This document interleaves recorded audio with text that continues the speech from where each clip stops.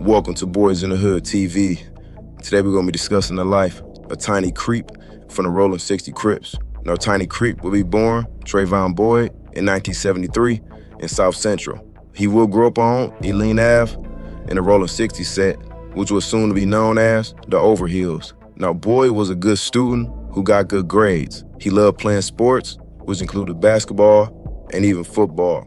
And sometime later on, he would actually even get into fishing with family and friends. Now, by the 1980s, the Rollin 60s will become one of the most feared hoods in South Central. Now, because Boyd grew up on Eline Ave, he will be familiar with a lot of G's from his block, like Lil Looney and Lil Maniac, and even other members from the Tiny Lokes like Peanut. Now, like many kids around his age, he will be intrigued by his environment, watching how the 60s had nice cars, dressed nice, got the girls, and for the most part, they were well respected in the community. Now, by the late 1980s, Boyd would eventually stop watching from a distance, and he would choose to get his put on to the 60s. He would start going by Tiny Creep under his brother Baby Creep, who was also under Lil Creep from the 60s. Now, almost immediately after getting put on, Tiny Creep would start getting mixed up in a lot of trouble out in the streets. He would become extremely active in the hood. And by 1988, he would find himself being arrested and getting sent to Camp Munns in Lake Hughes, California. Now, Camp Munns was known for its strict military-style discipline to all offenders that were there. Now, he would be there for nearly 1 year before finally getting released in 1989. Now, once out, Tiny Creep would continue to go to school, but also he would continue to gangbang. Now, the homicide count at this point in time was extremely high in both LA and Compton, and it was only getting worse. Now, also, both LA and Compton would start being in the spotlight for the rise of gangster rap, which included artists like NWA, Ice-T, and many other artists. Now, Tiny Creep would take a liking to hip-hop, just like many other kids, and he would find himself writing his own raps also.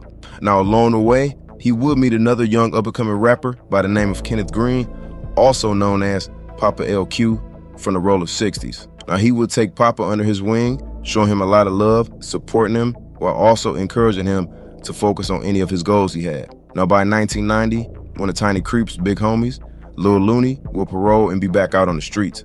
Now, when it came to cripping, Lil Looney took it extremely seriously, and his goal was to start trying to show the Lil homies how to rep the 6 O's and how everything should be done. And that would include taking them on missions, getting into it with other rival hoods. But Lil Looney's approach would soon rub Lil Creep the wrong way, while one night while everybody was out kicking it on Eline Ave. While standing in the front yard, Lil Looney would make a statement that a lot of the Lil homies weren't putting in work for the 60s. Now, Tiny Creep would catch wind of this statement, and he would let Lil Looney know that he was wrong. Now, Lil Looney would feel disrespected, and things would escalate, and this would lead to Lil Looney running back into the house, grabbing a butcher's knife, and stabbing Tiny Creep in the chest. Now, Tiny Creep would be bleeding a lot, but he would immediately run down the block and run inside of his house. And Tiny Creep, being the gangster that he wasn't about to let this slide. So he came back outside while still bleeding, but he was holding a .357, and he came out dumping. Everybody outside would take off running. Lil Looney would hop in the car with Kev Mack, and they both would take off, but Lil Creep would continue firing shots at the back of the car. Now, due to the severity of his injuries, Lil Creep would have to go to the hospital to deal with his stab wound. Now, ultimately, he will survive this injury and will go on to recover. Now, it wouldn't be too long after this incident that Tiny Creep and Lil Looney would patch everything up and all would be good. But by December that year, Lil Looney would lose his life to gang violence. Now, the following year, Tiny Creep would go on to get his high school diploma and graduate high school. And sometime later, Tiny Creep would also find out he will be soon to be a father to a baby girl. Now, also, he will get the news that his homie Papa will go on to sign a record deal with Rap Aloud Records, and his debut album was set to be dropping soon. Now, by 1994, the Rollin 60s was still at war with different sets like the 8 Trays, the Inglewood Families, the Hoovers, and the 6 Deuce Brims, along with other rival gangs. Now, things will go from bad to worse because on September 4th, 1994, Lil Sonny from the 6 Deuce Brims will get paroled after serving 16-month sentence. Now, Lil Sonny was a known shooter from the 6 Deuce Brims, and he had a deep, deep hatred for the Rollin 60s. Now, this stemmed back all the way to the 80s when Lil Sonny's older brother, named Big Sonny was shot and killed by the Rollin 60s. But the hatred didn't just stop there, because while he was locked up, he would get news that his goddaughter was allegedly kidnapped and assaulted by members of the Rollin 60s. So with all this on his mind, he was out to kill. And only days later, Tiny Creep would be out with his homies from the Rollin 60s, which included Baby and Tiny Peanut. Now, they decided to go head to a liquor store on Western and 47th Street, located in the 4-6 neighborhood Crips set. Now, Tiny Peanut was also preparing to be a father, with his girlfriend being 8 months pregnant and about to give birth to his daughter. Now, once they parked in front of that liquor store, a 4-6 neighborhood Crip named Louis Dyer would walk up to the car and start talking to Baby Peanut. And both him and Dyer will go inside the liquor store to grab some beer. Now, only moments later, Baby Peanut would come out the store with that case of beer, and he would get right back into the vehicle. Now, they would continue to sit and talk right in front of the store as Louis Dyer leaned up against the car. Now, while talking, Dyer would notice a man dressed in blue coming in their direction. Now, although this man was wearing blue, he recognized this man as Lil Sonny from the 6 Deuce Brims. As Sonny walked up, he would chuck up the neighborhood sign, and only moments later, he would open fire. First, he would shoot at Dyer, who would fall to the ground and take off running. Next, Lil Sonny would walk up to the driver door and shoot Baby Peanut directly in the head and arm. He would then turn to shoot Tiny Creep, who was seated in the passenger seat, striking him in the chest, forearm, and finger. Next, he would turn the gun, pointing at Tiny Peanut, who was sitting in the back seat, hitting him in the chest also. Now, Lil Sonny would then head back down the alley and hop in his car and flee the scene. Now, Tiny Creep, although critically injured, he would hop out the car and make his way inside the liquor store where he would collapse. Now, Tiny Peanut, also, who was gravely injured, would crawl out the backseat of the car, but would collapse on the corner.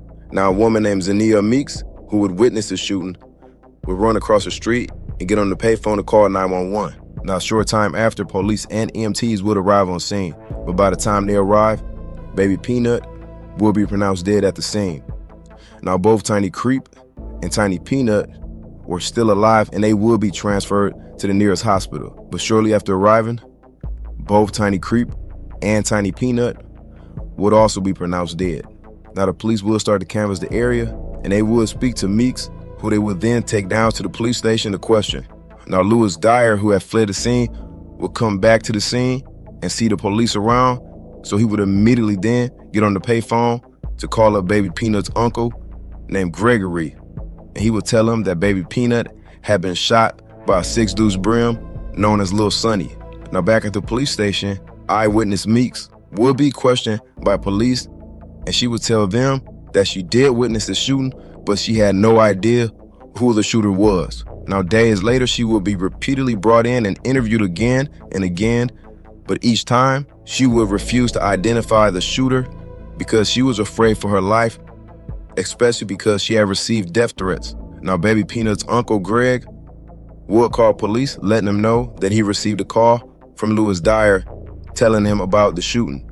Not long after this, police would soon pick up Louis Dyer for questioning. Now, once Louis arrived at the police station, he would see family of all the victims waiting at the police station. But once he got in the room to talk to the police, he would refuse to answer any questions. But after speaking with the family, they would convince him to tell who the shooter was. And this would lead to Louis Dyer identifying Lil Sonny from the 6 Deuce Brims as that man.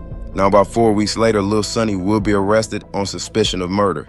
Now, during questioning, Lil Sonny would tell police that he did hear about the shooting, that allegedly it was a blood member dressed up in blue who shot some Crips on Western and 47. But Lil Sonny would deny being the shooter. So for the time being, Lil Sonny would stay locked up in county. Now, a short time later, 4-6 neighborhood Crip Louis Dyer would be arrested on a parole violation. And while in custody, he would run into Lil Sonny. And Lil Sonny would tell him that he knew about the statement that he made to the police. But he told Dyer to keep his mouth closed when it came to going to trial. Now, Louis Dyer, while locked up, would be approached by defense investigators to come and question him. But when they started to ask him about the murder, he would completely deny ever being anywhere on 47th and Western, but he would also tell them that the only reason he identified Lil Sonny as the shooter was because the victim's family pressured him into doing so.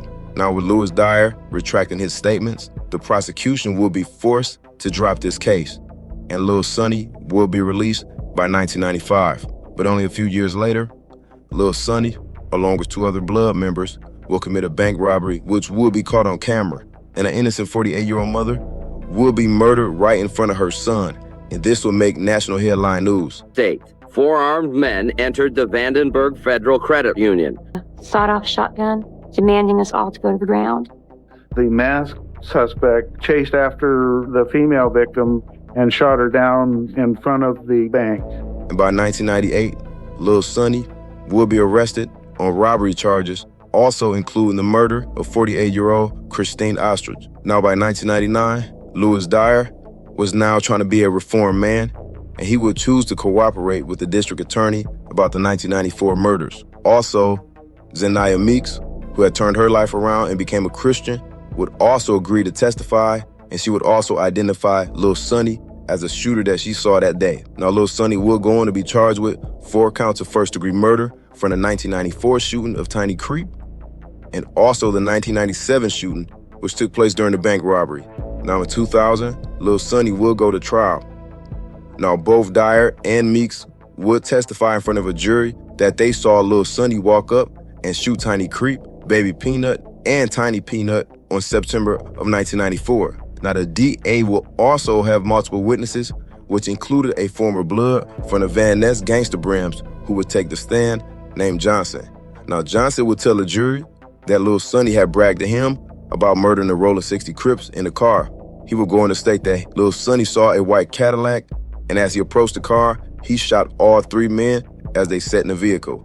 Now, next, the DA will call a former 6 Deuce Brim by the name of Nelly, who would testify against Sonny, claiming that Sonny bragged to him about shooting a man standing outside of that car on 47th and Western, but then walking up to the vehicle and shooting all 3 men as they sat in the Cadillac, killing them.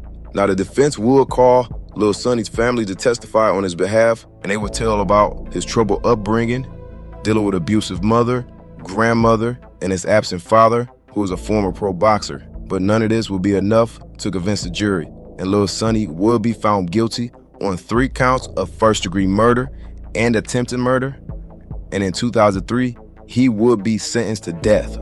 Now, a few years back, Lil Sonny will be seen giving an interview in San Quentin, speaking about his time on death row. You're locked down everywhere you go. Marcus Adams describes what it's been like living on San Quentin's death row. Being on death row, you're confined to your cell 20 hours out of the day. I would like to thank everybody for tapping in, and I'll see y'all next time.